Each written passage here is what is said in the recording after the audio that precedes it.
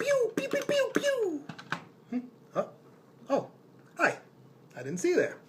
I've just come back from the future to talk to you about the past. Today I bring you a retro game review of The Legacy of the Wizard for the Nintendo Entertainment System. So let me just pop in this Tendo tape and we can get started.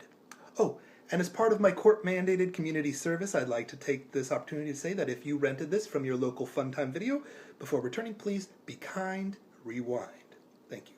And now back to our review. Now, this is one of those games that just seemed to slip through the cracks. I mean, it never got any coverage in Nintendo Power, and many people, including myself, didn't even know about it during the NES era.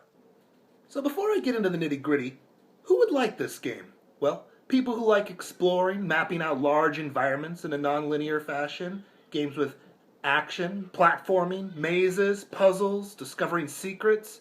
It's got a lot in common with the game Metroid, so you might even call this a Metroidvania. If that sounds like your cup of tea, then give this game a try. But you don't have to take my word for it. Legacy of the Wizard is a 1987 Falcom game that was originally developed for Japanese MSX computers as Dragon Slayer 4, Drazzle Family. Drazzle Family? Oh, I get it. It's Dragon Slayer Family, Drazzle. This kind of word mashing is popular in Japan. Sort of like how you take family, computer, you mash them together, you get Famicom. Or Xanadu, the second game in this Dragon Slayer series, the Famicom version, you take Famicom and Xanadu, you get Xanadu, I guess. When it was ported to the NES, there were a number of changes made, aside from the title, including the addition of smooth scrolling between screens and a substantial redesign of certain portions of the dungeon. So what does this game have going for it? Awesome music. Cute graphics. So cute! This game lets you pick which family member you want to use. Now, the order in which you use them is a little bit up to you, but eventually you do need to use them all. When you first start, you won't know who's who, you won't know any of the items on the inventory screen, you won't know what the heck is going on. So, it's a good idea to take a look at the manual. Now, I know manuals are for nerds, but seriously, read this, or you won't know what is going on. Or, I guess you could just look it up on the internet. It says your goal is to find the 4 hidden crowns, and then the Dragon Slayer sword, so you can defeat the dragon. It also says a high-precision game. Do not clean with benzene, paint thinner, alcohol, or other solvents. A word of warning. The dungeon in this game is big. Very big. In fact, here's a typical sensation one might experience when they first begin to play this. I'm lost! So to survive it, let's look at some tips from the manual. It says, conquering a complex maze begins with mapping. You should make a map while exploring the dungeon. Anyone can defeat monsters. Discovering the secrets of the dungeon is the real key to this game. The dungeon has 5 major sections, and each section has its own characteristics.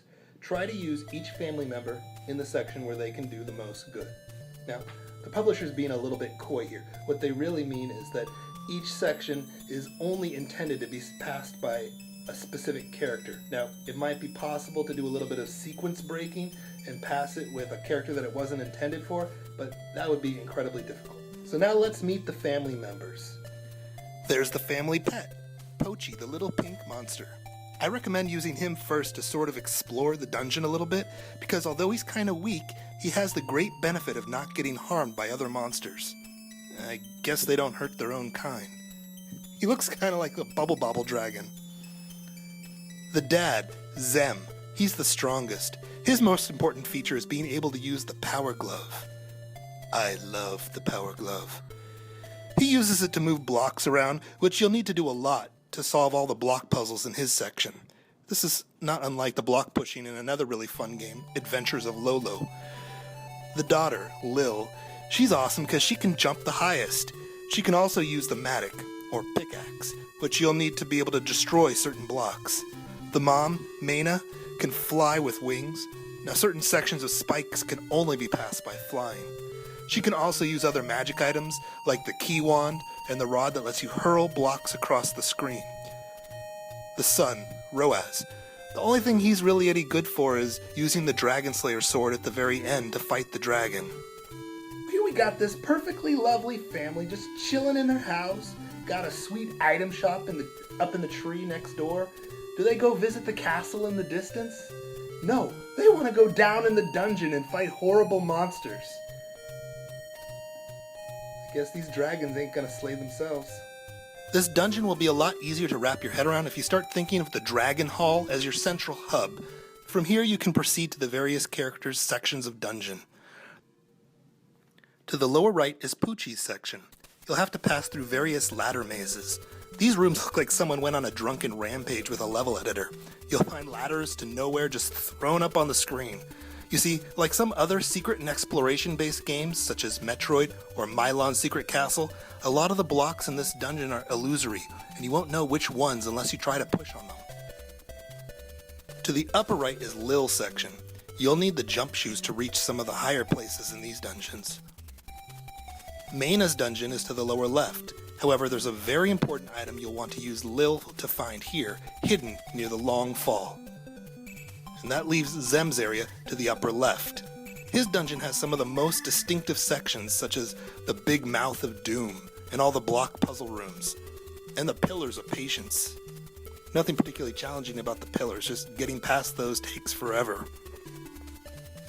Anytime you want to save your game, you gotta trek all the way back to the house above ground, or use a crystal ball to teleport back. Throughout the dungeon are shops and inns. Inns are super important because they can replenish your magic and health here. This is also the only place, other than your house, where you can change up what 3 items you have equipped. Be careful not to let your magic drop all the way down to 0, or else you'll be defenseless until you can find an inn. At the shops you can purchase items, but if you explore the dungeon, oftentimes you can find those items for free just by looking in treasure chests.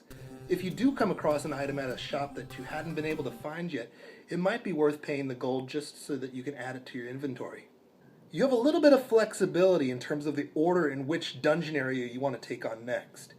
After you collect a crown, you get warped to fight a boss. Now, the order of the bosses are always the same, regardless of which crown you last collected. Now, because the last 2 bosses are a lot tougher than the first 2, you might want to arrange it so that you're using your stronger characters to fight the tougher bosses.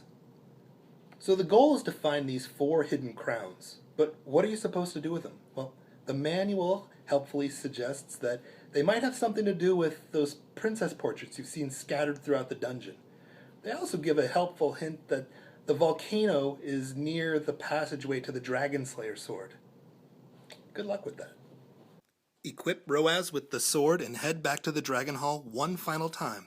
And this time, the motionless dragon that has been sitting there through the whole game will come to life for a battle with your little warrior. Stay out of his fire and spam him with the sword. Boom! You just legacied the wizard. I have no idea what that means. Alright. But thanks for watching. And now I gotta go fight some orcs in the Matrix.